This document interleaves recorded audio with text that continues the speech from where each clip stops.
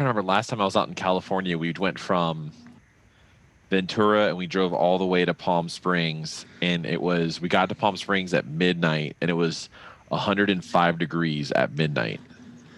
It's nuts out there, dude. I think I went to Vegas a year and a half ago, and it was 115. It was insane. God. I was like, how can you live here? No, there's no way. I can't. I was like, I couldn't breathe. It was literally midnight and I couldn't breathe outside. I'm like, I need to go inside. I'm like, I will sleep in whatever I have. I'll leave the suitcase out there to melt. That's like Miami, man. Miami is so humid. Oh my God. I don't know. So we both grew up in Miami originally, and I don't know, man. I don't think Miami is as bad as people think. It's not as bad as Orlando in the middle of August. It is literally the devil's asshole out here in the middle of August. I grew up outside Chicago, kind of on the Indiana side, and it was nasty humid, and then like it was lake effect snow, so it was either raining or dumping snow on you, or it could be like frozen ice one day, and it could be like 70 degrees the next day, and you're like, what is going on? But I like the weather out here. Everything else I'm not so sure of. Traffic's bad. Oh, yeah. Tourism's bad.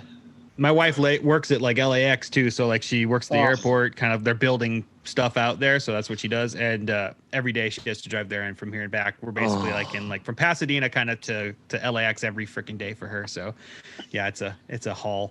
And then I get to see her like for an hour, and then she conks out. All right, she wakes up, goes back to work. Yeah, pretty much. LAX is a nightmare, man. I go to LA actually a lot for work, and I fly through LAX so much. It's always slammed. Yes, it is. What do you do, James? I work for the DoD. So very nice. So I'm an analyst for them, and then basically I sold out and I stopped playing music for a few years. And Justin and I 2 years ago were like, "Hey, let's play music again." So I told my job, "Hey, I'm gonna play in a band again." So that's been definitely a learning curve. Have they been open to that? I mean, obviously this year it's probably been a lot easier, but oh no, this year's been harder, I think. Oh yeah, harder. Yeah. The DoD basically has travel restrictions for employees and military personnel. So when we were finishing up the record, I had to get approval to go down to Florida because of COVID. Ironically enough, I was super safe the entire time. My wife got it while I was in Florida. So when I came home, I got COVID. Nice. So yeah, so it's been definitely interesting, especially with this administration and election. It's been tense. To say the least. But yeah, they've been really understanding with music. I get randomly drug tested all the time, and I don't smoke pot. I don't do any drugs, and like I get randomly. I have tattoos and shit, and like they always drug test me, and so I was like, at random. But it's always not random. Yes, all those random drug tests. Yeah. So. It was crazy too, because like his jobs really started like hitting the restrictions like while we were about to embark on our East Coast tour. Mm-hmm. So we rented a van and we drove all the way up to DC. We picked him up. We played a show in DC, and then we played a house show in Richmond, and then shit hit the fan literally the next day, and we were seeing like the trickle down effects of everything getting crazy in DC at the time, and we were like, we gotta go. He had an instant travel ban from his job where he couldn't leave like the DMV area, and we were just like, yeah, we gotta drive back home. There goes tour. Mm-hmm. That's rough. We flew home, I think. My parents and her parents and even my grandparents, which are in their 80s, they were like, please come home and visit. We want to see you. We don't care, blah, blah, blah. And we want to, and I'm like, all right, well, we're going to be, if you want us to come home, like, we're going to make sure we take every precaution that we need to. And we did all these crazy things to make sure that we didn't give it to them. And then we got it from them. I was like, we got there and like we played cards after, and tests and everything else, and we're like, oh, we're good. So like we play cards, and then like that's how we got it. They were playing cards with us, and they already had it. And so my entire family, her entire family is, yeah. It's the worst game of bridge ever. Yeah. Right? That was Rook, actually, but yes. It's actually Oh. bullshit. Bullshit. Yeah, right. Oh, man. So, I mean, we're already jumped into the podcast quite a bit, but like, go ahead and, say the band that you're in and how long you've been. Just go ahead and talk a little bit about yourself. So I want to kind of know. James, you go first. My name is James. I play rhythm guitar and I'm one of the vocalists in Outatime. I joined the band 2 years ago. So Outatime has been a band for about 4 years now. And Justin and I go way back. We played in a couple bands together. So I joined back in 2018 and 2019, excuse me. And it's been just like we've reformed a new lineup, and it's been like just hit the ground running and new family. And I love all the guys, and it's awesome. Cool. Yeah. My name's Justin. I'm the lead guitarist for Outatime and one of the founding members. Mike and I, the singer, we started the band back in 2015. We were in another band together, and it was interesting. It wasn't like the type of music that we wanted to play at the time in the band that we were in. So we kind of started writing on the side, just songs that the band we were in didn't want to use. So that's kind of like how we started building Outatime from there. And then once that band finally kind of just ended, we kept carrying it on with Outatime. We finally got a few members in, and we played a few good shows with some bands. And then towards the end of 2018, some of the members decided to kind of just leave. We're all on good terms. And then I called James and I just said, hey, do you want to start writing again? And he's like, well, I travel all the time, so I'm normally in Florida every so often. So we kind of built it up from there. And then he had some songs that he brought over. We had some songs, and we kind of just built a set list and an EP out of it. And what year was this? 2019, January 2019. He flew down. We literally wrote. He came down with 2 songs.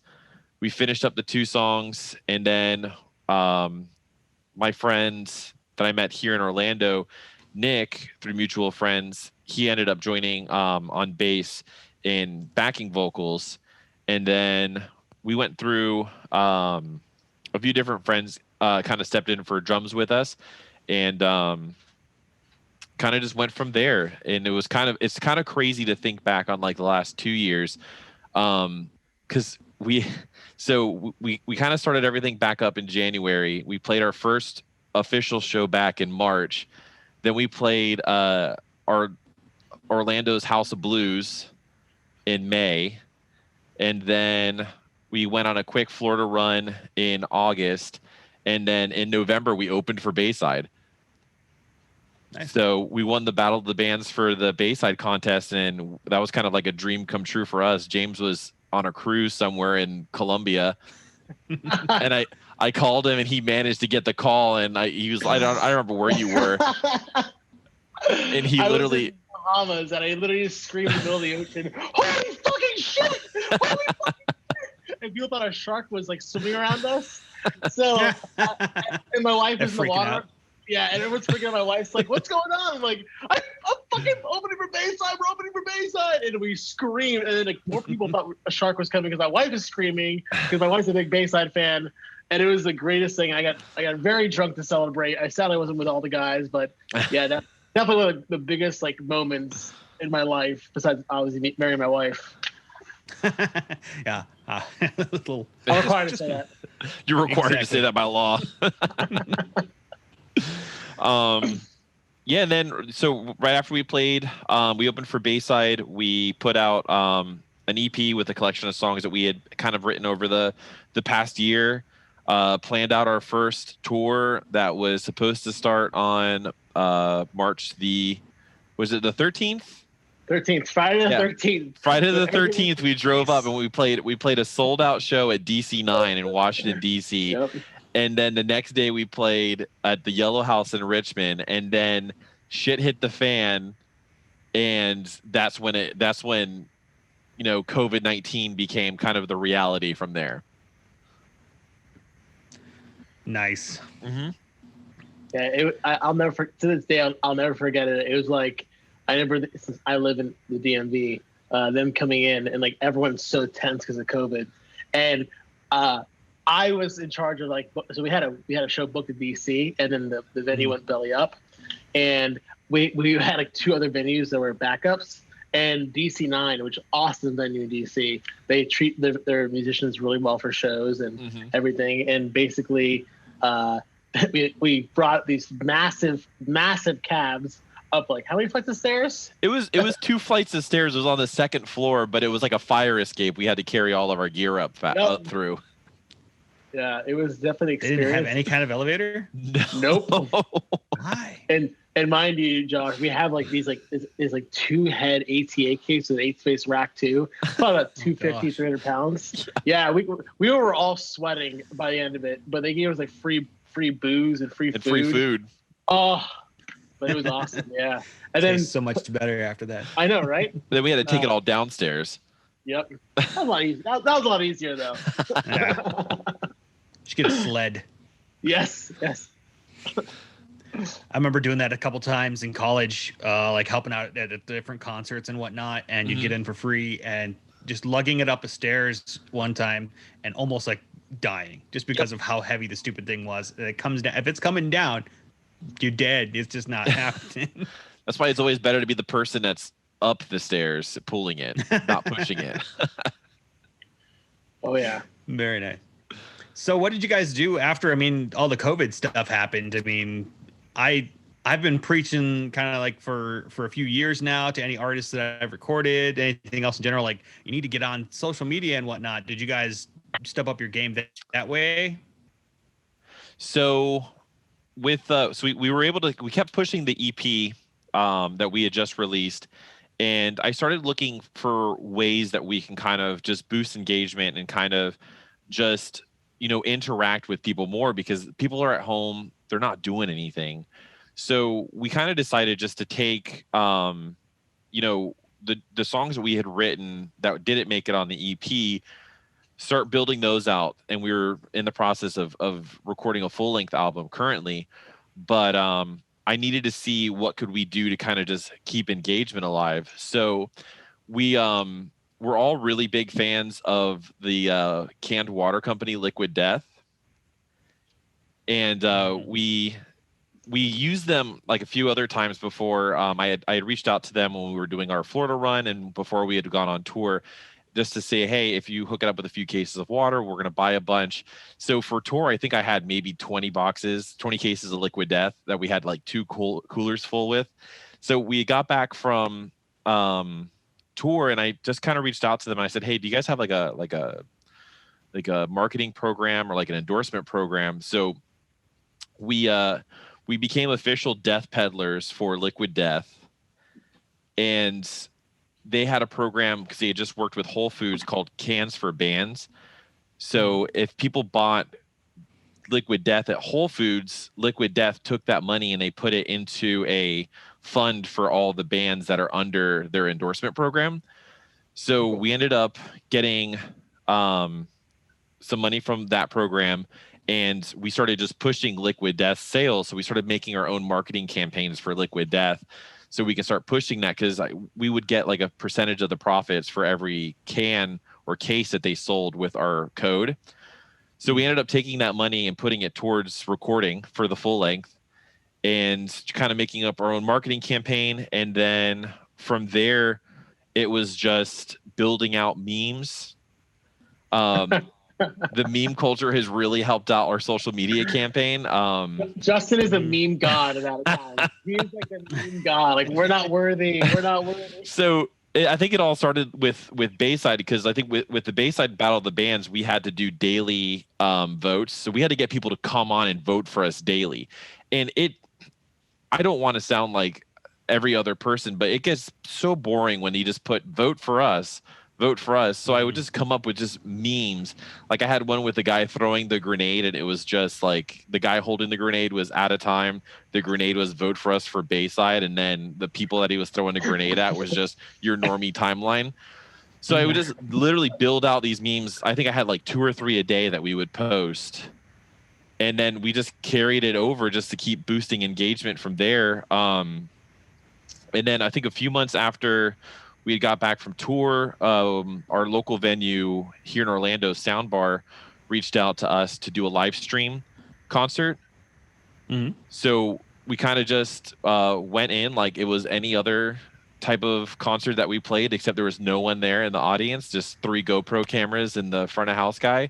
Mm-hmm. We were able to play our full set with our friends in Felicity, another band here in Orlando, and we rode that live stream out for a few months until we put out our most recent single, Husky Fight, which we released with a music video that was premiered through Ghost Killer Entertainment, Scene Daddy, and I think we got a few other reviews, but it was just kind of like that whole process of, we got 6 weeks until release. Let's build this as much as we can. So we had teaser trailers, we had memes, we had, I think every 2 weeks we had like a different trailer for the music video.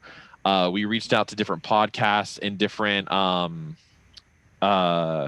media outlets, and we're like, hey, would you mind just doing a sneak peek of our song, just so we can get some of the attention out there? And it kind of paid off in the end, because we really, like, all things considered, I don't like, we didn't do the traditional release because nothing's traditional right now. But it was cool how everything was staggered out over the period of, 2 weeks from the launch of the song, that we had reviews coming out, we had the premieres coming out, we had I think Ghost Killer even had a Facebook sponsored ad for it with the trailer that they were pushing out. So it was cool just working with everything on the back end, because I don't think we had done any of that previously. I think we were all in the mindset of put out the EP, push, and this was the first time we actually sat down and we planned it all out, and we said, this is what we're going to do, this is the content we're going to create, these are the people that we're going to work with to create that content. And I feel like this release was 1,000 times more successful than anything we had put out in the past, just because of the work that we had put into it previously. I think what's really important to note is that the music industry. I'm sorry, my dog's very excited. He's a Shiba Inu, and he definitely is kind of a jerk sometimes, and he wants attention all the time. So I think what the music industry is changing so exponentially. It's becoming a singles market rather than a EP or full length. And the thing that really, and Justin kind of hit it right in the head. Like, when we came back, I know it, buddy. Hey, bud. When we came back from tour, like, the thing is, like, how are we going to stay relevant, and how are we going to go ahead and keep pushing out content? So Justin really is like the one that really brainstorms everything, and we kind of like just shoot ideas back and forth, saying, hey, how are we going to stay relevant, and how are we going to push content out that, to our fans and potentially new listeners? So we have a strategy that we're working on in the next couple of quarters to kind of, in hopes to push the momentum. And besides what Justin kind of alluded to, we have live streams coming up soon with like sessions. Justin's working, so they're really cool. One thing that we kind of talked about earlier is like, how are we going to be when shows come back, or let's say we want to play like a weekend show in, like, let's say out of state, or go on tour and or play a Chicago gig or LA. How are we going to play a show without having to spend so much money on like hauling gear or bringing the band? So the thing that we kind of focused on was getting new gear, and we got Line 6 Helix, and it's basically all like DI and like super lightweight and easier to travel with. Rather than bringing these massive, almost 612 cabs, we have just like an 8-space ACA rack, and we can just check it on Southwest under 50 pounds, And that's kind of from an equipment standpoint, as well as like setting the bar for the future. That's one thing we also looked into, because when shows do come back, it's gonna be change. It's gonna change forever. Mm-hmm. Yeah, it's definitely a different industry already. Mm-hmm. But I'm thinking that the way that things happened has kind of forced bands to do what you've been talking about. And you just said, actually working and doing things different in the music industry actually helped you. It's amazing how many times like bands just like glaze over when I'm like, hey, you guys need to be creating content. You need to be having a marketing strategy. You need to be looking into like some kind of, sponsorships or, deals, collaborations with other bands or other people or companies or whatever else, and they're just like, no, I'm just going to put out my album, and that's going to be about it. And that's kind of the whole podcast. The reason I'm kind of looking for bands, looking for artists like that are willing to do, even though like it is a singles market, that are willing to do singles, like especially maybe like at the beginning, like or work it forward, like do half the album in singles, release them in singles, and then boom, release the album. Like have work up to it. That's like it's 100% the plan that we have for this full length that we're writing is putting out 4 to 5 songs over a period of 2 to 4 months, and then compiling them all together and putting out the full length, but really building on the singles going forward, because that's what's going to get you on the Spotify playlist. That's what's going to get people the attention, because no one's going to sit there like, if no one's heard of your band, no one's going to sit there and listen to 6-7 tracks back to back. They're going to listen to the first 2, and if it doesn't catch their attention, they're going to move on to the next. That's kind of just release them media. one by one. You have like, say you have 10 songs on that album, you release it one by one. That's 10 times they get to see it and hear it. 10 options. Like it's I can't remember where I read it, but basically if you spent 25 minutes with somebody on one day versus 2 minutes every day for 10 days, you would feel like you'd know the person better of the 2 minutes every day for 10 days, as opposed to the whole 25 minutes in one day. It's just that many touch points. So especially on the internet with people that have never heard you before, you need to have that many more. Yeah. And I think like one of the big takeaways that I took from kind of like everything too is making sure that you touch every platform. So making sure that you're hitting Facebook, you're hitting Instagram, you're hitting Twitter, you're like, even TikTok right now is huge right now. And if you know how to kind of break into that market and make that content that's kind of relatable, you can kind of get into that market and start breaking into it. So I know one of the big things that we've kind of always done, but we never really thought about it, was for like, you have the your cold marketing and your hot marketing. So you have your cold audience, which they're never going to look at they look at your stuff, they don't really want to leave the website or the platform that they're on. You got to kind of like bring them in to watch your stuff. So what I've seen a lot is bands not utilizing the Facebook platform to upload videos. They're kind of wanting everyone to go to their YouTube account, but this audience isn't going to go to your YouTube account. They're going to want to watch the video on Facebook. So upload it on Facebook, upload it on Twitter, upload it on IGTV for Instagram. Make sure it's everywhere, because that's how you're going to get more people to kind of get into it. Not everyone uses YouTube. Almost half the world uses Instagram and Facebook. That's how you're going to be able to reach those target audiences. Yes.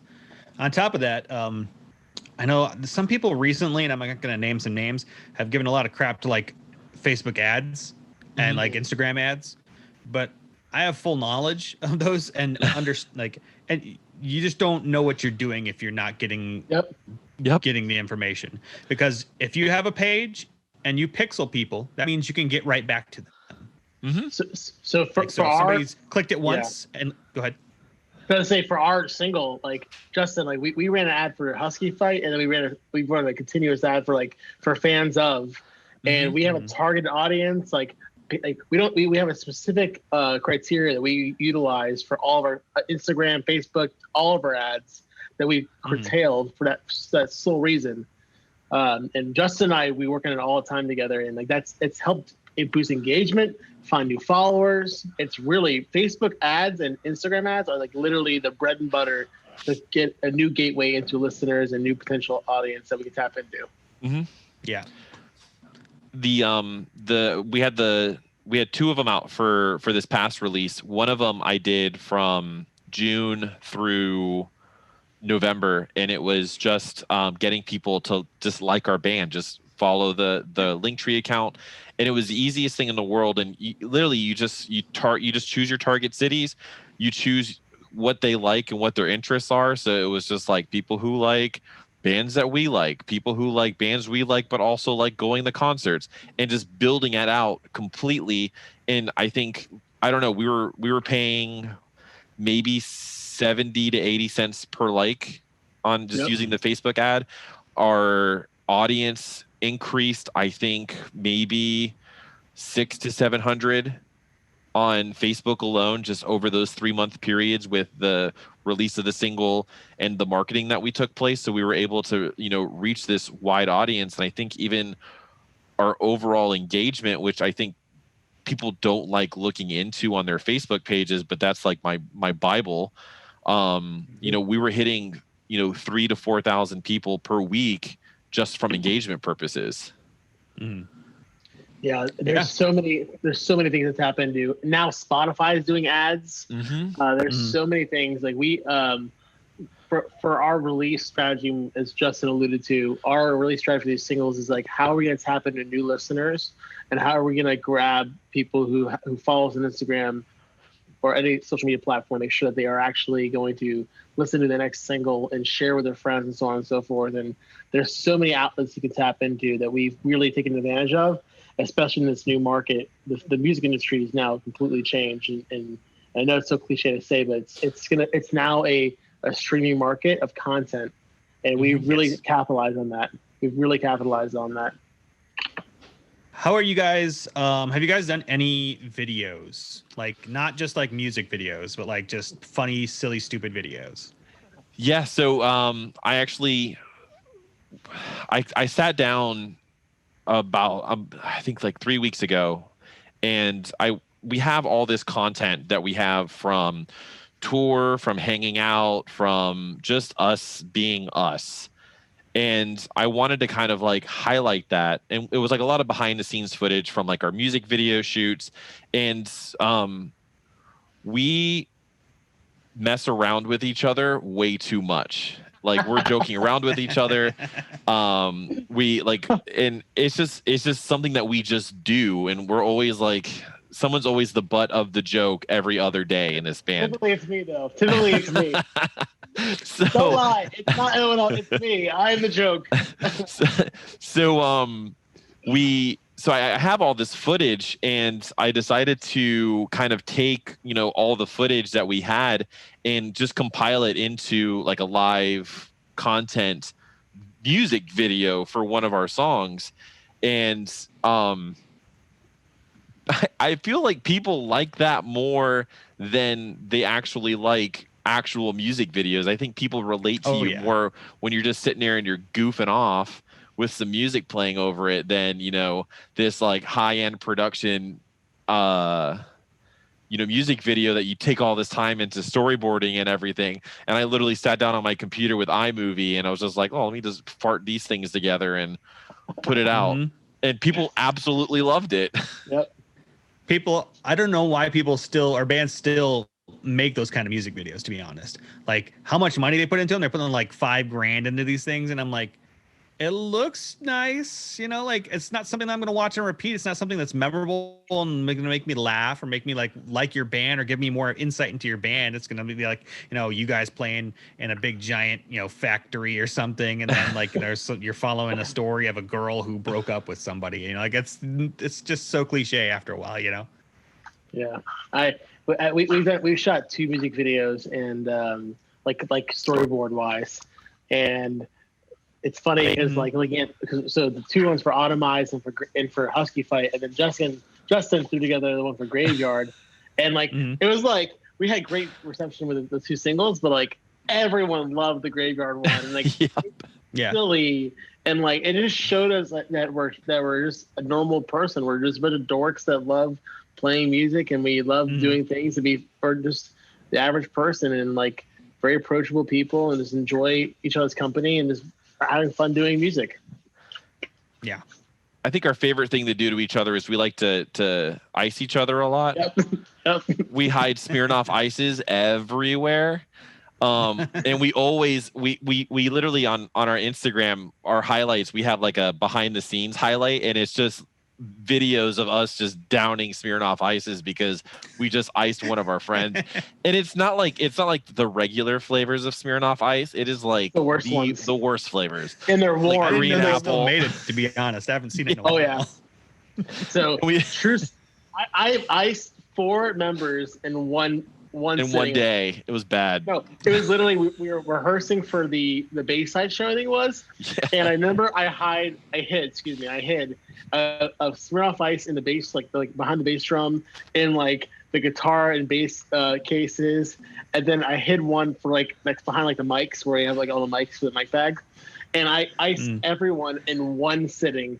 And I remember the next day they got a bomber of Smirnoff Ice, and they iced me with that.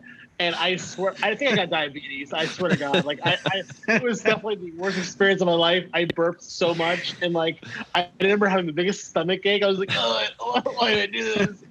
I think the carbonation is painful. The carbonation and the sugar. I was like, this is so carbonated. It's so sweet. I want to die right now. It's so It burns. And I got him. It was funny too because I got him after the Bayside show, so we were driving back from the venue, and he was just passed out in the seat next to me, and I literally just took one out from like my glove compartment, and I just put it in his arms like a little baby, and he just wakes up and he just goes, "Oh shit," and he just pops it open and just downs it. I'm not gonna lie, we were very celebratory after the Bayside show. So I was Very. not sober. I just remember like, oh shit, here we go. I think we loaded the trailer in like 15 minutes just so we can get back and just start celebrating.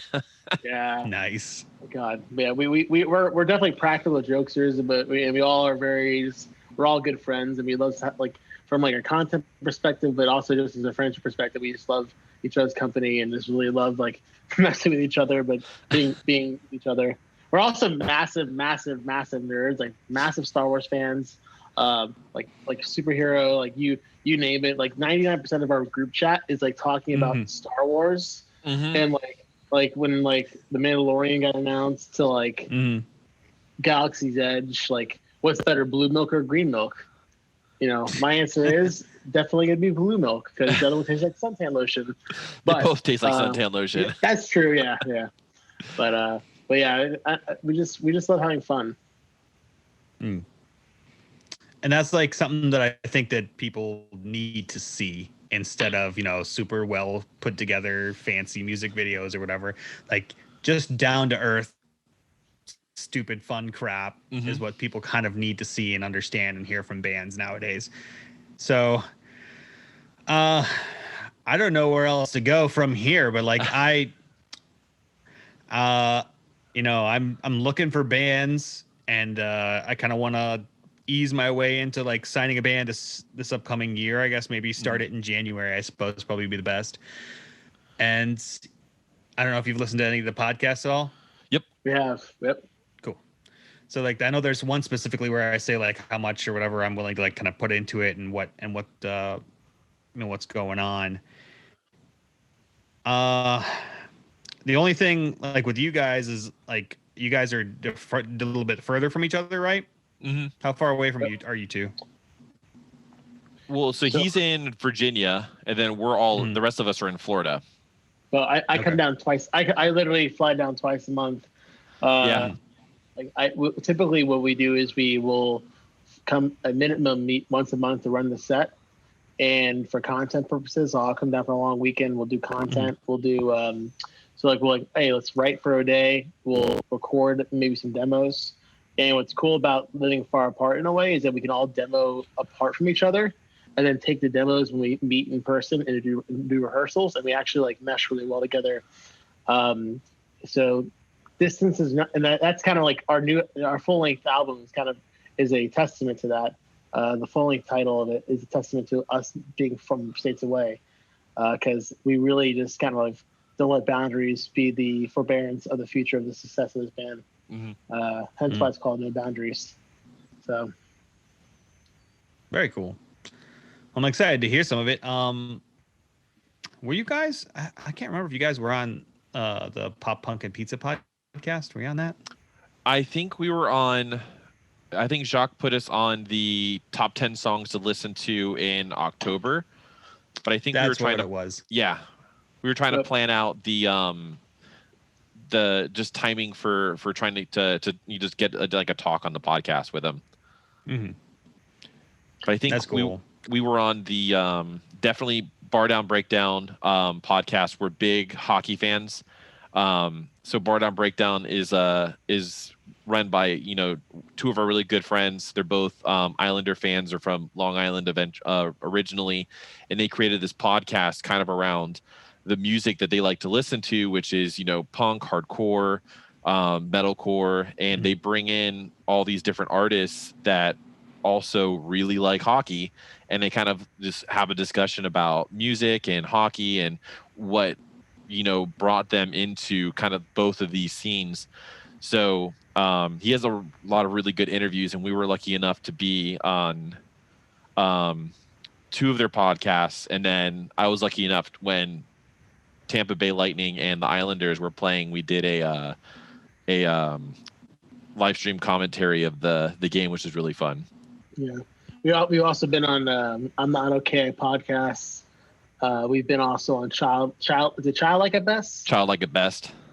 So we've been on actually a few podcasts that I had the pleasure to kind of talk about, like, just reminisce about the good old days and talk about Outatime. And we've been very fortunate with this release. It's kind of been a massive trajectory of listeners to opportunities. We went from like 1,000 monthly listeners to like 10,000. I think we just broke 10,000 today. Yeah, like it's crazy. Like from the hard work, like running ads to like spamming these groups to like just like tapping into new resources that we never really thought of.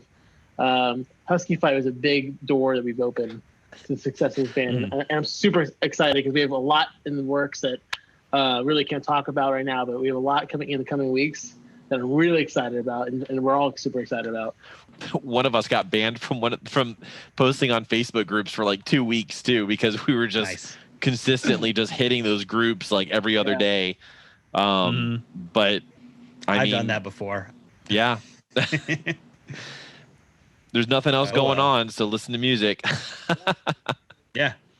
And it's like, oh, hey, now I have a Facebook account called Marlo Jameston or something.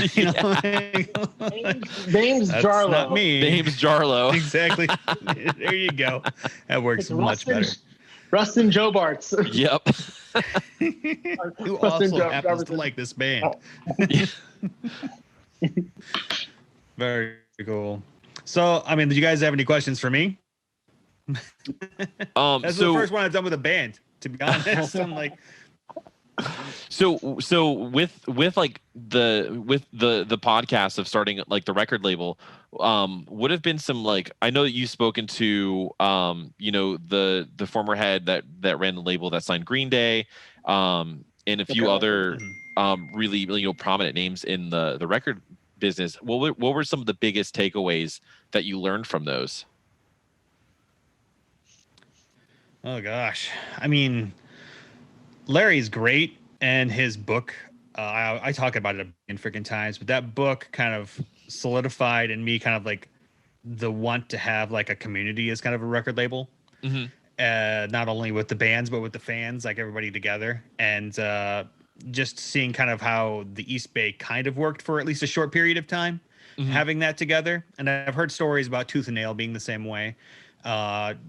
Just, instead of it being some weird machine that's just named something else, Yeah. and that makes money. Like I really kind of wanted it to kind of come together as more of a community, whether it be even like a YouTube community or something else, to where you could put out a lot of music. My hope was to one day have kind of like a big building where everybody just kind of comes into work, and okay, we make music here, we make videos here, we do all this kind of stuff here, as like almost like an entertainment community, because the music industry has just completely changed. And I really feel like the content is really the way in the future, and then once bands kind of get on that, it's really where it's going to be going. Mm-hmm. I don't know if that answers the question, but No, it does. And because I was gonna say, like, so growing up, one of the biggest record labels that I really looked up to, and a lot of the bands that kind of influenced Out of Time came from this record label, and it was Drive Through Records. yeah. And it was similar kind of atmosphere. Like every year they would put out a compilation of Drive Through Record bands, and you would always be excited to get it because you'd want to, like, oh, what's going to be on here. We have Newfound Glory, we have Alistair, we have Finch, we have all these different bands that are on this. Starting And I think that, like, huh? The starting line. Starting yeah. line, Senses Fail, Homegrown, Midtown. You had all these bands that were just on this label, and you would see just the pictures and like the B-sides, and like you'd get like the DVDs back in the day of like just the bands just being bands. And I think that was something that really kind of like resonated with me, especially James and I came from South Florida. Like Newfound Glory was a backyard name for us. We would go to see like their secret shows every so often, that they would just like put it on Twitter, like, we're going to play a secret show at this venue, get there now.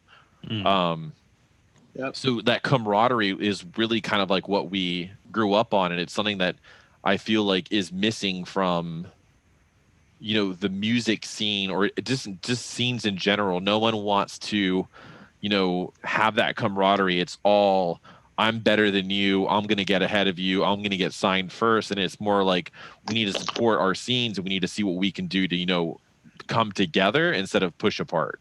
Yeah, 100%, dude. That even, I mean, I felt like some of that stuff was going on in like the late 90s as well, like kind of when I came up. But for a large part of it, if you came to a show, you're coming together with like a family kind of. Yep. So yeah, I mean, those bands, I love them, I listened to them, but I feel like they were towards the kind of like the end of my like childhood. Because I was like in college when they came out, Yeah. So and there was like a pretty decent time to where I came out here in 2008, I think, and I was working at Conway and met Jerry Finn, and oh man, rest in peace. And oh yeah, exactly, and the best producers ever.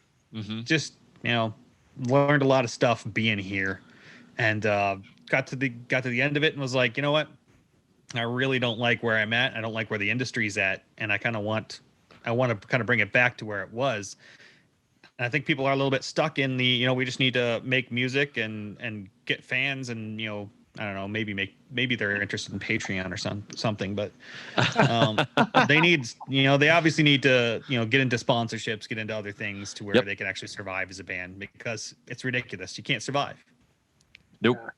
So I got a question for you. So I know we're moving towards a market for the music industry, if it's content driven, and you have to, truthfully, kind of the bluff is you got to stay relevant. It's not necessarily like Justin said, like, it's not a competing contest of like, hey, I got to be better than this band, or I got to have more followers listening to this band. It's more so tapping into a audience that has never heard your music, and for them to kind of share that and work off of that. So I guess my question is, based off of that, A, what are you looking for in a band specifically, as well as B, what will you provide for that band they're looking for that sets them apart from being a DIY band? Oh, that's a good one. It's kind of hard because I think I put that all down in like part of one of the podcasts at one point in time, but it's kind of hard to like think about like everything that I'm like wanting to do, because it's so much stuff to where I'm like, am I going to be able to do all of that? Because it's just so much stuff. But obviously on top of it, like, I've been producer, engineer, mixer forever. So, I mean, that stuff's going to come free for whatever. But and then putting out albums, putting out whatever else, that's another part of it. I really want everything to be content driven, and so like I want to get behind as much music or as much video as possible. So like as much fun, whatever else I think as possible. I'm just be putting out a ton of content. So like what I'm looking for is like a band that's willing and able to keep up with that, and put out 4 videos a month at least. To put out, to be putting out maybe a new song, fully mixed, mastered, everything else once a month. So that's kind of like the bare bones. It's like I want to at least have the content be coming out every week. I want the music to be coming out every month at least, and package it and have the digital media or the digital marketing be pretty much spot on. So like that's kind of like what I'm looking for. I keep thinking like what I want to do, and like no, I want bands to be able to do is to be able to kind of keep up with that. Sorry. Makes sense. And I think like one of the big things that I've been focusing on, and it's kind of like outside of the realm of Outatime, but it still focuses on Outatime as like the guinea pig for all this, is with Toast and Jam sessions recently closing out in Atlanta. And we have Audio Tree up in Chicago, and there's a few other of these style like live stream session venues that are open. I'm really trying to kind of build something similar to that in our market for Central Florida. So I'm working with one of our friends, Cooper, who has a studio called Magnolia Studios out in kind of Central Florida, like Cocoa area. Full studio setup, full live room, and we're going to be able to kind of capture bands doing these session videos, and we're looking to put them out, every Friday, having a different video out of a different song, so we can kind of help these bands put out this content in the interim while they're working on a new EP or they're working on a next single. They'll be able to kind of ride these live session videos out for 1 to 2 months, and they'll continue to have that content being pushed. So that's something that here in this scene that I'm really trying to do, and I'm trying to focus on the Central Florida scene first.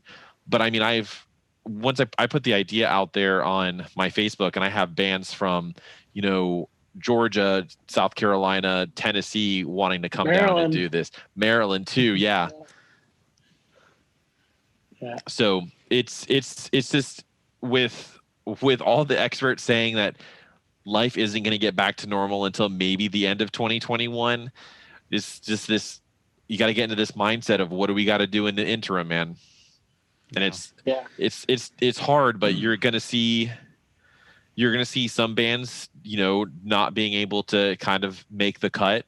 And then you're going to, see, who's going to be the ones that are going to be, pushing out and like being the people that want to, make something out of this and want their music to be heard. But I think we've already seen, at least here in Orlando, 6 or 7 bands just throw the towel in, which is unfortunate, but it's going to be a time where they're just going to be dropping off, and then it's just going to give more power to the bands that are actually have, staying power to get through everything. I like the idea of the live show thing. I noticed a ton of bands doing it. I know that MXPX even did one probably a week or 2 ago. And I like that idea. I think similarly to playing more than once every 3 months in your area, I think that could be kind of dangerous because people are like, oh, there's another live stream or everything of just them playing live. And that's what I kind of, when you talked about earlier, like, oh, we made this funny, just put together video of like all the silly crap that we did, and then we put like that works a million times better because they're more interested in seeing something like that. And doing collabs with the bands that are interested, that are doing similar stuff, is definitely going to help out too. Just like, do collabs with the podcast or whatever. I always get a bump afterwards because people like that, and they'll come and listen to mine. Yep. Oh yeah.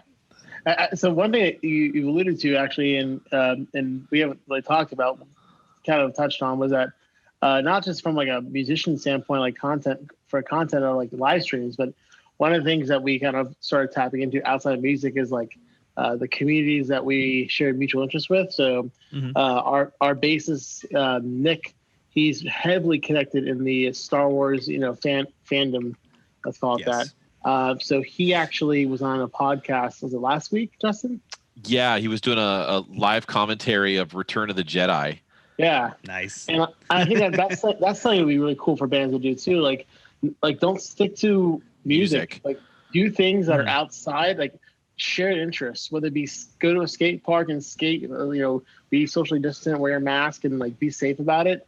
But like do things that you can like take video of or like live stream that people have a mutual interest with.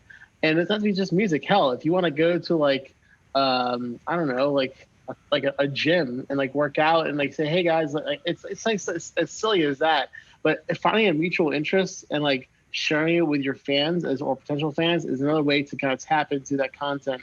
And it doesn't have to be music related. It could be anything from just a shared interest, except for if you're a Trekkie. If you're a Trekkie, then we can't talk. Oh man, you can't like both. Okay, I'm just kidding. I do got to do. I actually only like Next Generation. I don't know about the other one. That's fair. I do got to do just do a quick shout out to the podcast that Nick was on. It's called the Star Wars Underworld, just because Nick being on that podcast, he did a quick plug for the new single, and then they went right back into Return of the Jedi. But just from doing that quick plug, we were able to even reach out to another YouTuber that listened to it called Star Raptor, who's up in the Philadelphia area. He's a YouTuber in that kind of like geek realm. And he immediately just like reached out to us on Twitter. He was like, I absolutely love the song. I looked into you guys. This was really awesome. So it's just, kind of getting outside of the music realm, pitching it once in a while, but getting into, our first loves of our lives, Star Wars, comic books, and video games, kind of bridges that gap, and it kind of makes everyone more relatable. Yeah. I think it really does. I mean, it gives the fan like a view into your lives and the things that you like and the person that you are. And that's what we're missing. I mean, I used to love picking up magazines and like, they're getting an interview with someone like, I think I talked about it on the last one with Larry, to where, I didn't know who Al Sobrante was or what I think his real name was, like John something or other from Green Day. And he was the first drummer.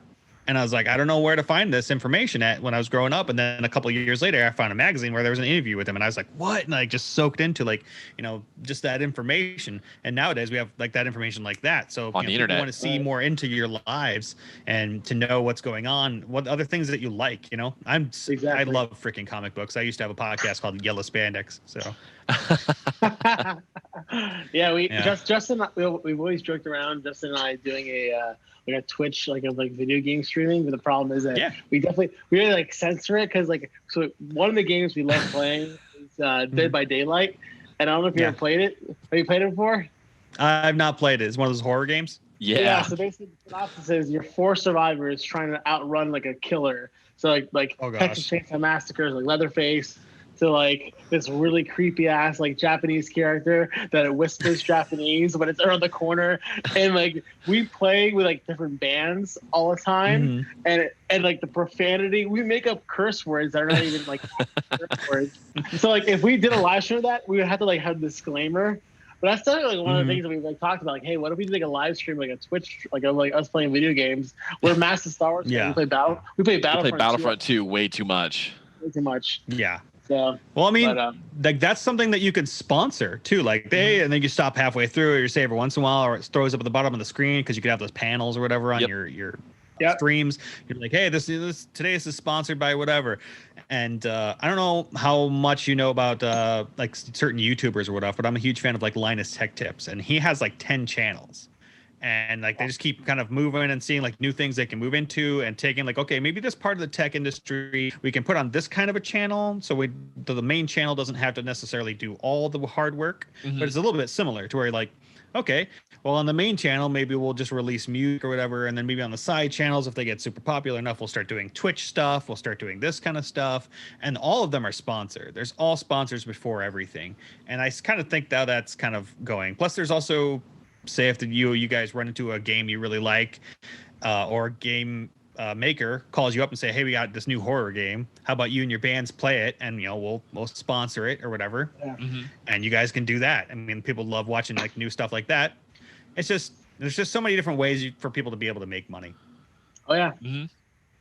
So so on that note, so we kind of touched upon like the new norm of COVID and like the next couple of guys. I truthfully, like, being in my current position in my career as well as a musician, I agree with Justin. I think that we're not going to see normalcy till the end of 2021. I don't think with clinical trials and everything going on with COVID-19, it's like it's definitely a very interesting, not just political environment, but also it's a lot of unknowns.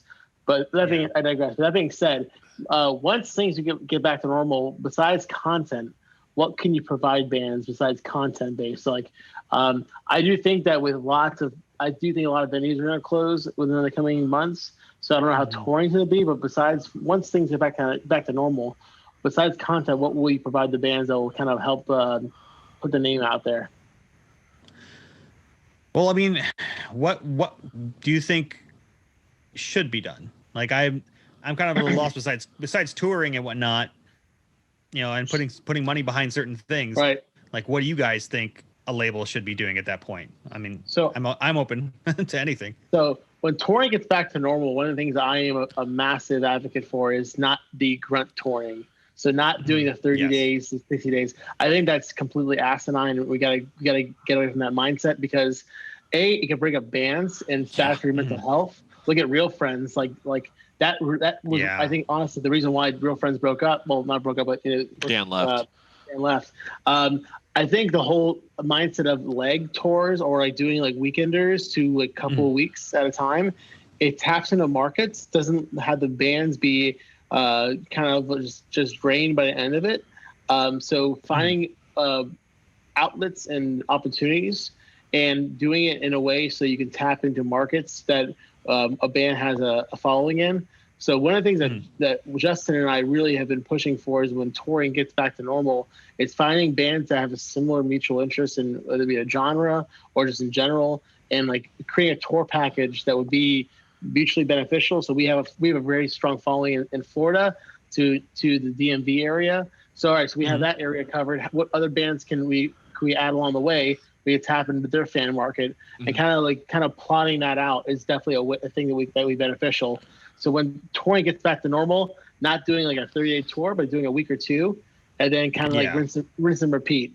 I think that's definitely from when shows get back to normal. That's definitely the mindset I think that we're going towards as a band out of time. I completely agree with that. In fact, like, I've never really been a fan of that, because whenever you go see a band, they're all tired, they're angry, upset, or they got something going on in their lives. I just that kind of touring was like a mindset, though, that you tour to support the album. Yeah. Yep. And so I don't think that's how things are these days. There's probably going to be a billion venues closed anyway when it kind of comes out, and you're going to be fighting to get into the ones that are going to be open. Tours should be definitely strategic, and those are a lot of things that you can handle with basically marketing as well. To be like, where do we know where we go? Where do we, have a lot of people? You could do maybe 3 nights in one place, to be honest, as opposed to like bang, bang, bang, bang all the way around the freaking country in like little tiny podunk places. I mean, I went to school with the guys from Augustana, and I saw them, and like when they were on their first like grunt tour, like they were in this just crappy bar that I saw in the middle of the night. No one came to see them. No one was there for that. And I don't think they sold any albums when they were there, and they were on the radio like 2 weeks later. So it was kind of odd. Was this in the Boston days? Yes, it was like right when that came out.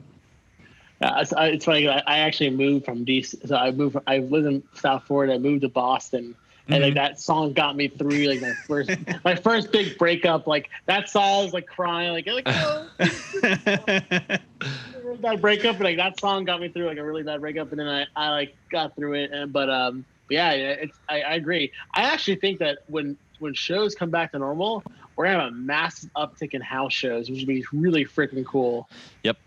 Yeah. I think that. So it's funny because like when we played Richmond, so like DC was like literally. I remember we were getting paid out for the DC show for like first day on the tour, and I remember the owner of the venue goes, "I'm not gonna lie, I'm fucking impressed that you guys sold this out. Like literally, like during beginning of this pandemic, like we literally had people buy tickets, didn't show up, it didn't go, but we still sold out."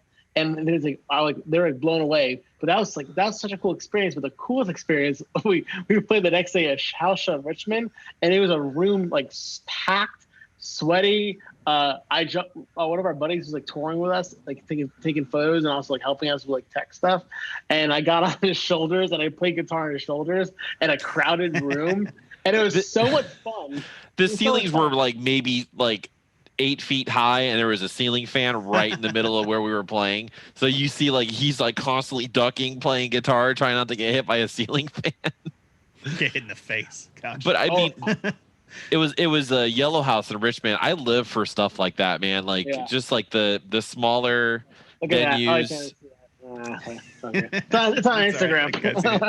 The smaller venues it just makes doing that so much more fun. Like some people knew our songs, like they knew some of the singles that we had put out, but we did a cover of Sweetness by Jimmy Eat World, and the entire room just like lit up, erupted. It was nuts. I'm not cool. gonna lie, I chipped my tooth because somebody smacked the mic in my face, and it was yeah, it's all right though. It's good now, but yeah, that was definitely an eye-opening experience. And that's definitely a cool thing, like Justin said, like. The thing that I get more excited for, we've opened for Bayside, and we've been like this lineup for a little over almost 2 years now, and I think the most that gets me going and excited is playing a house show with like 100 people or 50 to 100 people in a room, who know our lyrics and like are trying like violently like sing the lyrics, and you have to like, you know what, I'm not gonna sing this part, or you know what. Got this, bud. You got this. Got this. Have you ever been to a dashboard show? Actually, yeah. Can't even hear Chris. Funny you say that, because when we were playing DC, Dashboard was playing the Friday and Saturday. So Friday night when we were playing DC, Dashboard played, and then the next night they played Saturday at 9:30 Club, and I wanted to go. I'm like, hey, Justin. And they're like, no, we're not moving the show. I'm like, oh, okay. We're a huge fan of Bravo. I remember the last show I went to where it was like that, where everyone in the crowd was singing, was the Mayday Parade 10-year anniversary of A Lesson in Romantics. Mm-hmm. They played the album from front to back, and the minute that they just started playing Jamie Elsewhere, Derek didn't even have to like pick up the mic and sing. Everyone was just singing. He could have just put the mic on the floor, and it could have just been emo night with live musicians, and pretty much. And they would have still sold out. Oh yeah, yeah. I think people come to those more just for the community, even though it's like, or they're probably there to see the band too, where they'll see like an album they haven't seen. I really kind of was hoping to see the Everglow when May was doing that, but I didn't get to. Yep. Just you come together, people that love that album, you come and sing and have a good time. I mean, it's, I don't know, one of those things. The community aspect. Yeah, yeah. It's funny. Before COVID, I went to my first emo night in DC, and I was like, man, what's the point of this? Like, it's like a DJ hitting and play. A Spotify playlist. Yeah, basically. Yeah. And I'm not gonna lie, it was definitely one of those most interesting and fun experiences in my life, because everyone has a mutual shared interest of reliving like the glory days of like your teenage years. So I'm not gonna lie, my adult years. And like it's just like everyone knows every word. People are crowd surfing to get on stage, including myself. And people are just like enjoying themselves, and like there's no animosity, there's nothing bad. Everyone's having a good time. And I'm not gonna lie, the emo night community is actually really powerful in the sense that it does bolster a sense of community and environment that's inclusive. And I think it's really awesome. And like going back to the whole label question, like I think that's the thing that I want. We want on a label is something that will basically, in general, for pop punk music, just like inclusion, have provide opportunity and growth, not just as a band but as individuals. and really just tap into unknown listeners and get our music out there. And that's the thing that really sets bands apart, because like they tap into like the Facebook ads, Instagram ads, and other like Spotify playlists. That's been huge for us. Like we literally like we are like Justin will text me like, hey, did you add us to the Spotify playlist yet? Get your ass on it. Go. Like, I'm like, I'm going, son. But do you guys do the playlist pushes and stuff like that? Oh, yes. All the time?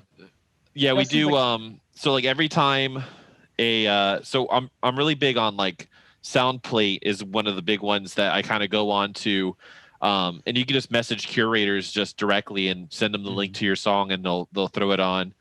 I've been using that one. Daily Playlist has been really good. They're all just, these free sites that curators are on, and they're just looking for music, and they actually kind of specify it to genre too. But I think even with like Daily Playlists, you can submit up to 25 playlists per week. And they're all pretty much, I think like Pop Punk Influences is one of the ones that are on. Yep. Yep. You there, Justin? He froze up. Oh, well. Yeah. He'll come back in a minute. Yeah. But the one thing that really is actually the thing that we've really tapped into, not just playlists per se, but Facebook groups, like from like the pop punk, like Pop Punk Friends, Pop Punk Union, Pop Punk Adults. Those to us, like that has been a market that we've really tapped into, and we really kind of just like capitalize on, like, hey, like do you follow these groups at all? Right? I'm in like all of them. Yeah. All right. So my favorite thing in the world is definitely when people are like, what do I listen to? Like, hey, what do I listen to? And like, what do I look like I listen to or whatever? Yeah. So every time someone posts like, what do I listen to? I'm like, you look like you listen Out of Time. And like, and you'd be surprised. We literally get so many, like we get comments like saying, oh my God, like I didn't know who you guys were, or like, hey, I actually saw you guys on a podcast, or getting featured in this article. I've been dying to check you guys out. So there's actually a podcast called Second Player Score out of Seattle, and they saw us post all this stuff. And one of the hosts is a DJ at a Seattle radio station, and he played us on the radio and everything because he saw us on a podcast. So and then he also saw us in a group. And those Facebook groups are so important to bands because it's a way to network. It's a way to like tap into new listeners. The engagement on them is way better than like your regular page or anything else. Unreal. And when you tag your band in it, that helps boost your engagement on your Facebook posts. So that there's so many things that we do, and like I'm not gonna lie, like I'll be I'll be at work or like on the weekends, like I see someone post and I'm like, oh, time to spam my band again, and I'm like, right? It looks like it's Out of Time, and that's been something massive we've been doing. Is that like how do we tap into like there's like I'm 29 and like I just like it blows up. It's still like I'm like kind of shook that there's people born 2000 and like people are like posting these groups that are like way younger than me. I'm like, man, I remember when I was like the youngling, and I'm like, how do I like relate to them? Like, how do I like say, hey, check out my band? And we have what's cool about our sound is that we kind of bring in like the glory days of like the Drive-Thru Records era, but we also tap into the modern day influences of pop punk, and we kind of try to capitalize on that in like the pop punk groups, because a lot of you'd be surprised, man. Like I remember somebody in a group said, whose senses fail? And I wanted to kill myself. I'm like, what do you mean whose senses fail? What do you mean who's Taking Back Sunday? Or I'm like, who's Fugazi? Like talking like the influential punk bands. Yeah. I get those a lot. Like the influential punk bands or whatever. Yeah. Like people will be like, what? Like Bad Brains? Yeah, Bad Brains. But I don't know. We're talking about how like the main thing we've been doing that's been really capitalizing on is in these pop punk groups where people post like, what do I listen to? I'm like, you listen Out of Time. You listen to us. You listen to us. No kidding. 9 times out of 10, they'll respond and go, wow, I didn't know. And like we've gotten so many monthly listeners because of that, and new like it's unreal. And like we've gotten like people messaging us saying, "Hey, we saw you on this like on this like what do I listen to post? Could we add you to a playlist, or can you have us on a podcast?" And that's been massive for us. The pop punk groups on Facebook are like honestly very great for networking. Yeah. Like I said, when you were gone, it's like the engagement on them it's just way better than anything that you could do. Well, I think what did I do? Like it was like a few weeks ago. I put the from the movie Mask, the kid, like the main character of Mask. He had like this like big deformed head, and it was all about this illness that he had. And it was like it's a really great movie if you haven't seen it. Cher is a terrible actress. I don't know why they got Cher in it. But it's a really like heartfelt movie. So there's like this picture of him, and I put it on there, and I go, what music do you think I listen to? And everybody put Cher, and I was just sitting there replying with Cher gifs, like just like making sure that like the content was there. And then once like the post hit a certain amount, I go, check out my band. Now that I have, you said, now that I have your attention, check out. Exactly. And people like, well played. People listen. People did it. It's crazy. Like that like market of listeners. There's those pop punk groups. It's honestly the sense of community, and it's really refreshing. It's really refreshing to see like the future of musicians. And as much as it like pains me because like 99% of the time, and I'm a massive Blink-182 fan. The one thing that I can't say about the group is like 99% of the time the topic is Machine Gun Kelly or Blink-182. So, I mean, it is. It's kind of like a weird subject where some people that might have like a jerky attitude, they have like this kernel of truth in what they're talking about, but they're just assholes about it. So I'm like, I don't. They're like the gatekeepers. Yeah. I think gatekeeping is like the biggest thing that's holding this genre back.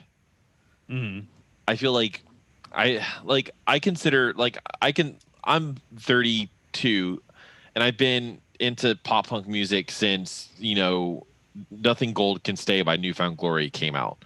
So 1998, 1999.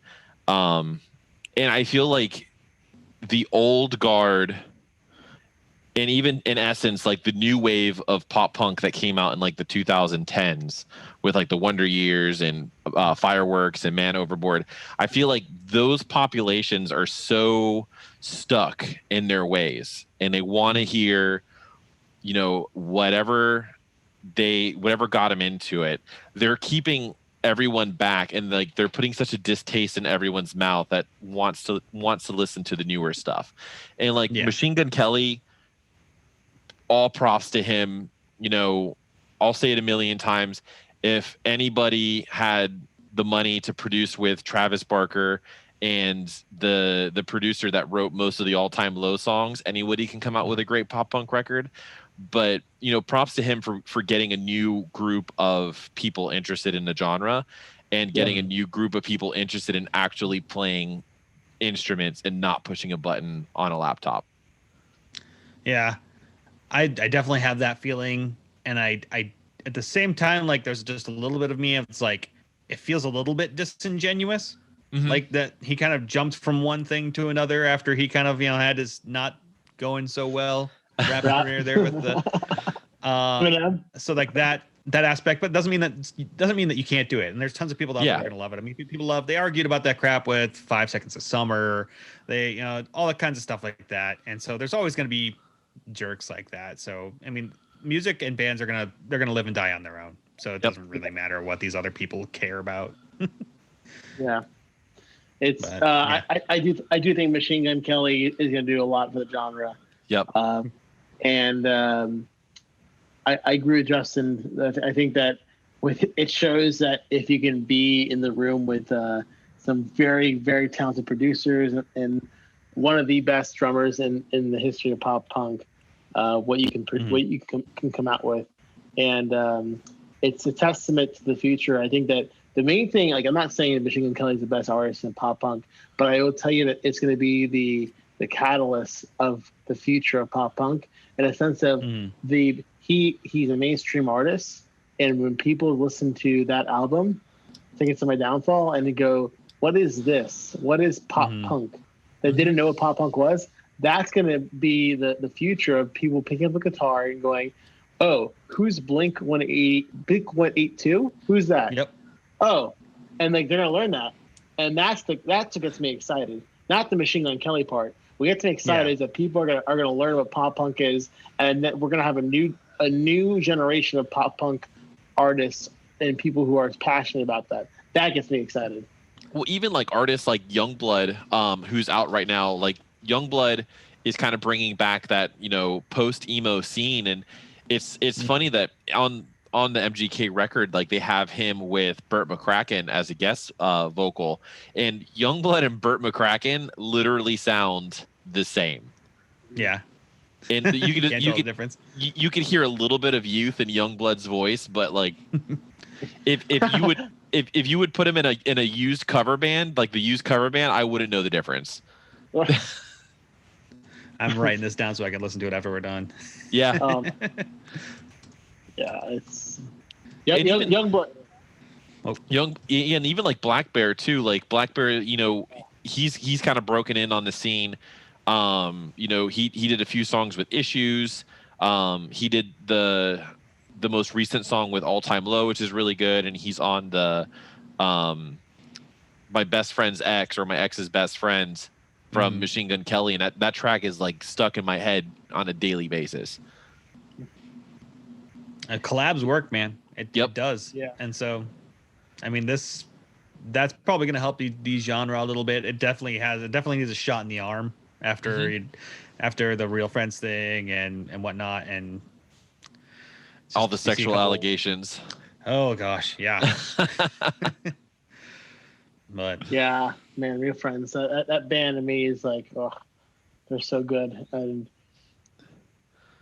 it's kind of weird. It kind of harkens a little bit to like the Up Ivy thing, to where like they toured every day across the freaking country on their own, and they came back and like, hey, here's like what? So I think with the whole pop punk scene too, it's an awkward thing to talk about, but like the whole sexual assault and all that stuff. There's a lot of bands out there that they're doing some terrible things, using their power, and that's so sad. Like it's just like there's so many like Never Kept, and there's like so many bands out there that are doing this, and I'm like, man, you're giving the good ones a bad name. When it becomes something with a lot of these people where it's like just over and over and over and over again, then it becomes a huge problem in the industry. And it's like, okay, I think we're all, most of us pretty much all of us in this band, you know, we're all married. We have a significant other, we have kids, we have a family. And it's funny because I joke around about it, but I don't joke around about it because it's very serious. I call us like we got to be Keanu Reeves. It's the reality, and it's funny when I say you got to be Keanu Reeves. But like I don't. It's to the point where like if I don't know you personally, like don't give me a hug, don't touch me. Like it's just, that's how I am. You can give me a high five, tell me I did a great job, that's fine. But if I don't personally know you, like I feel weird when someone just comes up and gives me a hug or does something like that. Like I'm just like, oh, cool, thanks. But I'm very like, nope, hands off for everything, because we've already seen all of our heroes turn into villains in front of us, like brand new. And when some people like get behind some of them and keep pushing them, and I'm like, are you kidding me? Like, how on earth can you still support that? You know? Yeah. It's funny because like I'm Justin and I grew up in Miami, so like we're very like, we talk with our hands, we're ready, hug little things, hug people. So when we play shows and people will come up to us and go, "We loved your set," or like, "Oh my god, I'm a big fan." I'm like, "Thanks, Air 5." Or like, "High Air 5. Yeah. I like the Keanu thing though. I like all those pictures where he's like, you know, hands are here, like, hey. 100%. That's kind of been like the inside joke with Outatime, is just you got to be Keanu Reeves, man. and not just age good's sake. gracefully. Like don't touch people. Too. Like that's what he was referring to. I even think we have like the buddy system going on where we make sure like two of us are together at every time. Gosh. Yeah, and like it's important because like false. Because I was saying because it's important because not just like from like what's going on right now in the scene, but just from like accountability standpoint, it's so incredibly important. Mm-hmm. And, and luckily, you know, we are all guys that are down to earth and no skeletons in our closet, and just really just honestly, we just do this for the love of music, and if I could just do this and play it to a room of like no one, like my mom or brother there, that's great too. But it's cool. It's a cool feeling to say that people come out to see us play and like sing and like actually like want to talk to us after shows. Mm-hmm. And I'm just I approach it with a great trepidation that like I want to be very careful, and I don't want people to ever think that we're like trying to use our power or minimal power for anything negative, and that's not who we are, and never would do that. Mm-hmm. Yeah. So that's good. Yeah. I mean, shitty topic. I feel like it's the industry. Sorry, Yeah, really I mean, it's the industry. It's not just the pop punk industry. It's music everyone. in general. I gotta ask, what do you think the future of pop punk is? Like, not just like bands, but like, what do you think a year from now? What's the trajectory of? Forget pop punk, just the music scene in general. Actually, where do you think we're going towards? Well, I have a little stupid little video thing that I made, and it's so cringy, it's hilarious. But like, at one point, I say, you know, I think, you know, I want to kind of deal with something kind of like Blink-182 smashed with Mr. Beast. So like, I feel like that is going to take off at some point in time here. Bands are just lagging behind. They didn't want to get into social media in general. I feel like they kind of thought that was a little below them for way too long of a time. Mm-hmm. And now that they're forced to do it, I think eventually we're going to see that, especially with like a younger artist or whatever. They're just going to jump into something that just becomes that. Yeah. And that's, you know, when we're talking about touring, like, oh, we're going to be, you know, they're just not going to tour as often. I just don't feel like people are going to tour as often. I agree. You know, with the COVID thing still lingering around forever. And then on top of it, you know, the venues all closing down. I mean, there's a ton of venues in LA that's closed down. So it's just, I feel like that's where it's going to go. It's going to be very, very much like straight from artist to band or artist to audience, even if there isn't a label in between. So. Mm-hmm. It's definitely. I agree with you. I agree. I think that we're going to see a completely different trajectory to the future of this music industry, and I also think we're going to see a massive uptick with the closure of venues and house shows. Mm-hmm. I think that's going to be the future of like the underground indie scene.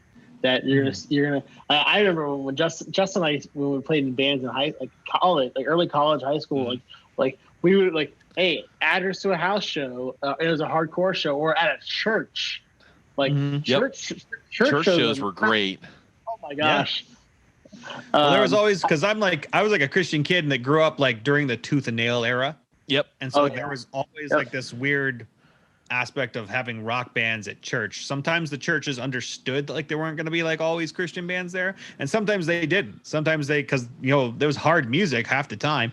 You know, if you listen to Live in Sacrifice or anything like that, you understand like you don't know what the lyrics are, so they don't understand. Yeah, I think that'd be smart to back up like at one point in time. You know.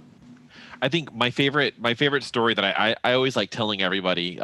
We down in South Florida, we had this venue called Rocket Town, and it was similar to the one in Tennessee. It was like an indoor skate park, and they thought that they were getting the Christian band Oceana to come in and play a set. But what they didn't know is that it wasn't Oceana, it was the deathcore band Oceano. Which are two different bands if you know what both these bands are. So I was a big Oceano fan, so I'm like, I can't believe they're doing this. I need to be there. This is going to be a shit show. So Rocket Town, like so our old band, we we didn't inherit. We bought a blow up doll for our friend as a joke, and we would dress up the blow up doll in our merch, and it would just sit there at the table, just She's wearing our always merch. so surprised. Always super surprised always to see surprised. people. So they were like, "You guys can play here, but don't bring the blow up doll." Like that was the only stipulation. They were like, "You're not bringing the blow up doll." So they would cut your set if you cursed on stage. Like this is the type of like venue this was. So we went there fully knowing I'm like, I'm gonna see at least one blast beat from Oceano before they cancel this show. So the singer the band comes out, and they're building up, and then the singer literally just grabs the microphone and just goes, "We're Oceano, and we support a woman's right to kill babies." Set done. And it was the best $15 I've ever spent just to see how fast this venue just realized the mistake that they did because of a vowel. Holy crap. Yeah, then the venue closed down like 2 months later. So we played. So I remember the band Justin and I played. We we shot a live comp music video, and we snuck the blow up doll with her merch in there, and she crowd surfed during the set. So they got video in the music video of her crowd surfing, and then they're like, "You guys got to go." Sorry. We didn't get cut for our set for that, but the band that cursed their set got cut. But whatever. But the crazy thing is that I remember we played like literally a week prior to the best tour ever, in my opinion. To this day, the best lineup I've ever seen in a band package. It was the Glamour Kills 2000 tour package. It was Transit, A Loss for Words, Polar Bear Club, The Wonder Years. Oh my gosh! Like it was. Was Stories of Far on that too? Yeah, Story of Far was on that one too. Yeah. Oh my gosh! Like it was crazy to think that we played like a church venue with a skate park, literally, and then a week later that lineup that was tour there. package came through. So, but yeah, I think from it's gonna be a change in the future of the music industry. I think that we're gonna be utilizing houses to churches to warehouses again. Even VFWs. I can see VFWs getting big into it again too. I hated those so much. I used to do live sound for people for a live sound company, and I put on shows at VFWs, and it was just concrete, so you couldn't hear anything. You couldn't hear anything, but people still went, and people still had fun at them. Time. Yeah. Very cheap. In fact, we got kicked out of a couple of them because blood. They were like spitting fake blood and doing stupid garbage. Was it Bad Luck 13? Oh my God! Don't bring that up. Heard of Bad Luck 13? Heard of. All right, so like they're like a DC hardcore band, and basically like they spit. Like, is it actual blood or is it blood? No, it's fake blood. But they do get they do like chain the doors shut, and they like just sit there and they like hit metal on like this grinder and like send sparks out into the audience. They had a tire fire at This Is Hardcore in Philly, like under a bridge. They just started a tire fire. Gosh. They were banned from venues, and they would basically like play shows under a pseudonym, and then Bad Luck 13 would come on stage, and they're like, "Oh shit, no, not again!" You crazy kids! Can you imagine this? It's like, yes, we're booking Bad Schmuck 12. Bad Schmuck 12. We're 12 angry schmucks. But yeah, I there's think definitely a few venues closed down by that and outside of Chicago. It's not fun, dude. Yeah, I think that the VFWs and the churches and warehouses and houses are going to be the future of the underground music scene. Which is honestly very exciting. You know, that brings me back to like what got me into music. I know Justin's same thing. Like that's going to be the future. I used to run a warehouse venue out in Miami that everyone would come to.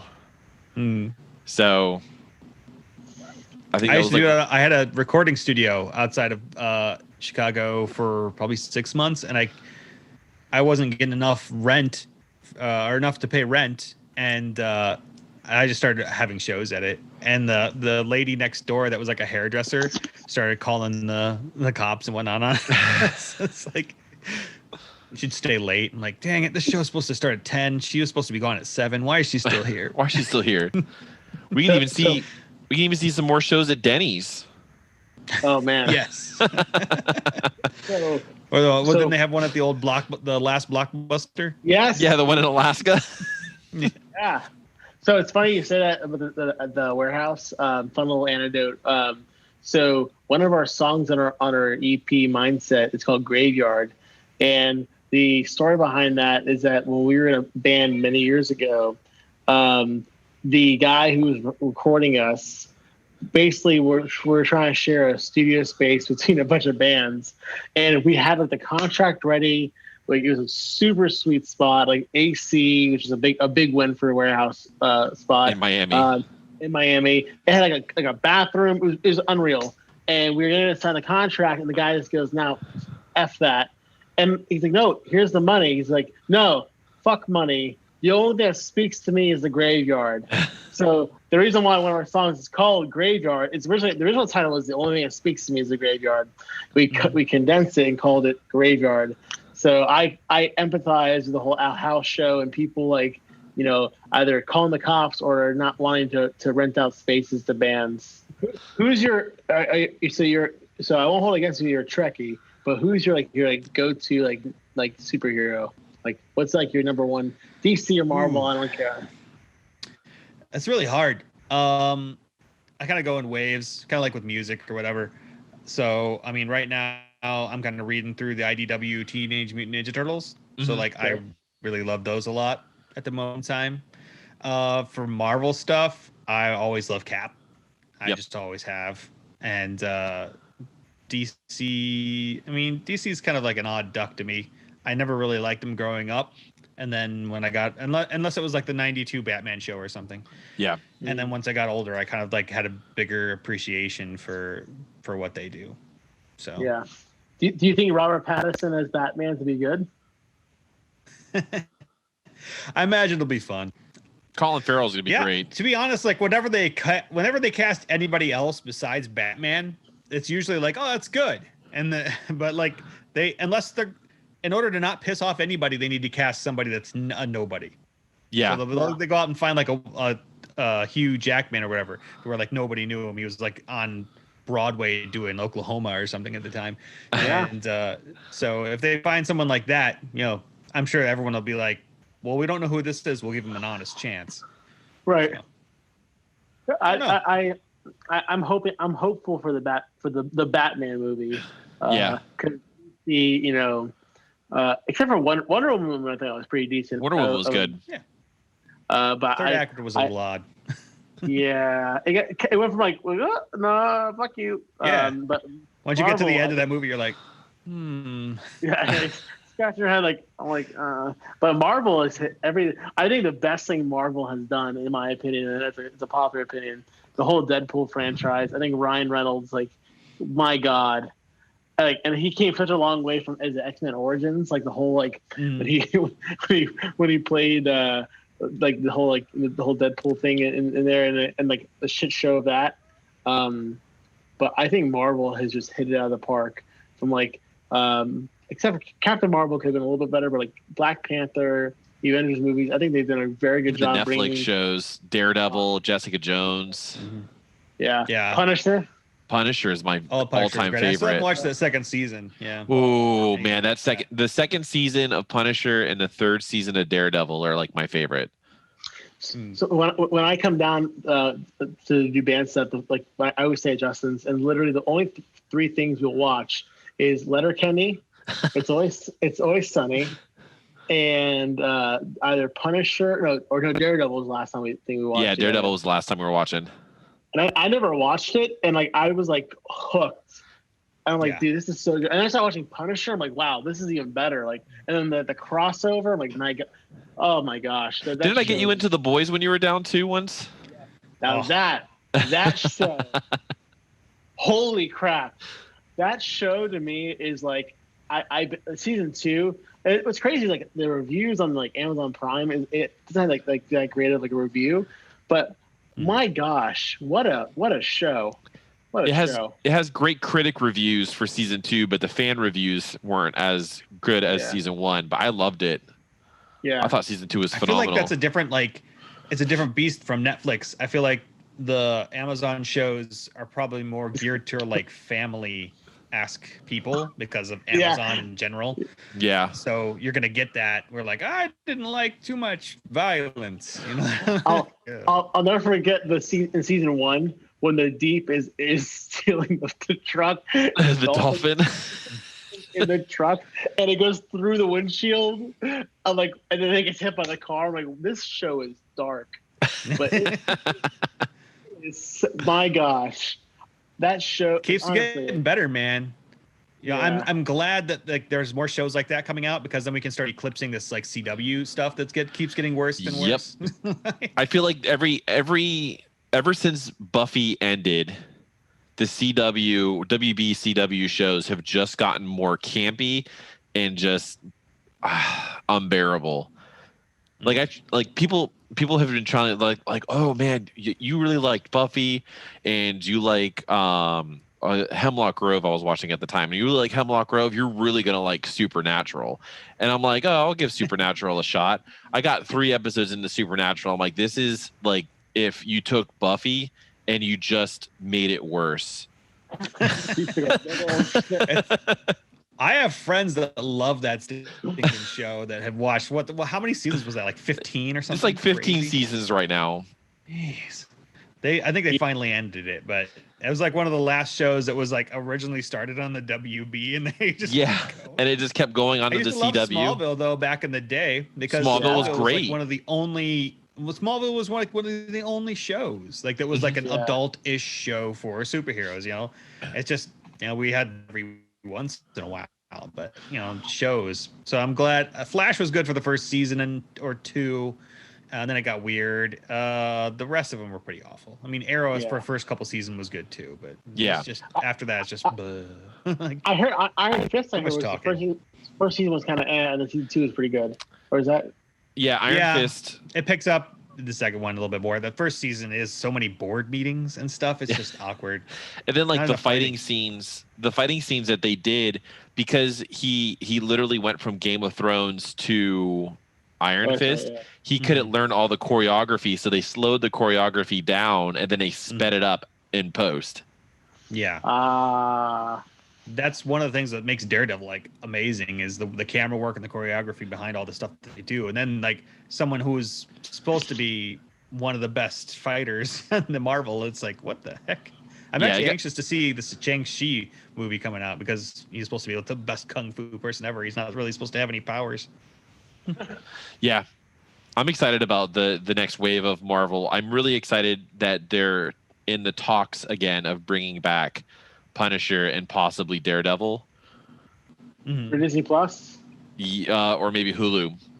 Oh, wow. Yeah, I imagine they probably want to keep that separate. Yeah. Yeah. Well, the Mandalorian's pretty brutal. I think Disney owns Miramax, but they probably wouldn't put it in there. No, they wouldn't. But I mean, the Mandalorian's pretty brutal already, so it could be put on Disney Plus. Yeah, there's some scenes that are I'm like, wow, I'm surprised it's on a Disney show, but I don't know. What was it? It's definitely not Daredevil. Yeah. Oh, Daredevil's brutal. Kingpin like beat someone's like skull in or something like that. He decapitated someone with a car door. Yep, the car. That's what it was. A car door. Yeah. I remember watching it going, nope. But Vincent D'Onofrio is just gold. Yeah. Oh yeah. They casted that show because like growing up, you'd see a movie or something, and there's like one scene of a movie that just get you because of how brutal it was. And like nowadays, it's like that scene is like 10 times in every show. And so we're like, my wife still hates what's the put your teeth on the curb. American History X. American History. She will never. She don't want to be talking about it. Nope. Or like there's a Matt Damon movie where he like busts a dude in the face with a bat and blood flies across the wall. You don't even see it. So it's kind of like he's a lawyer. Is that? Rainmaker. Rainmaker, yeah. It's funny because like, I work in like benefits administration, and I remember like it was like 3 years ago. I was on the phone, and it was this older guy, and I was helping him out with like his pension, like the most boring subject ever. And at the end of the call, he goes, "Hey, are you into video games?" And I said, "Is the sky blue?"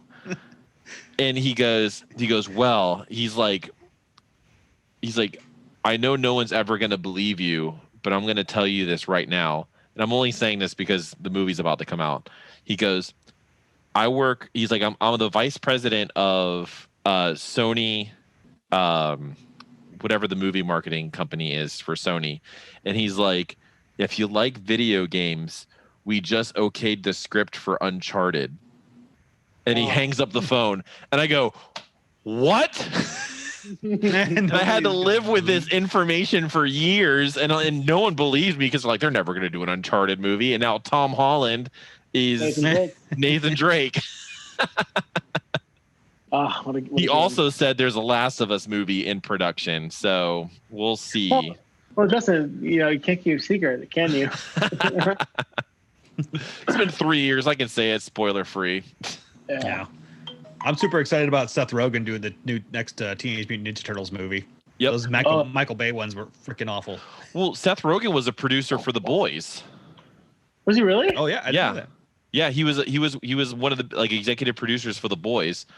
So I 100% trust him with his, vision for any type of comic book, especially Teenage Mutant Ninja Turtles, where they're basically, 4 stoners living in the sewers eating pizza and knows martial arts. That's perfect for Seth Rogen. The humor, I hope one of them has his laugh. If Michelangelo, if he voices Michelangelo, that's it. That's game changing for me. That would be so funny. Oh man, that's awesome.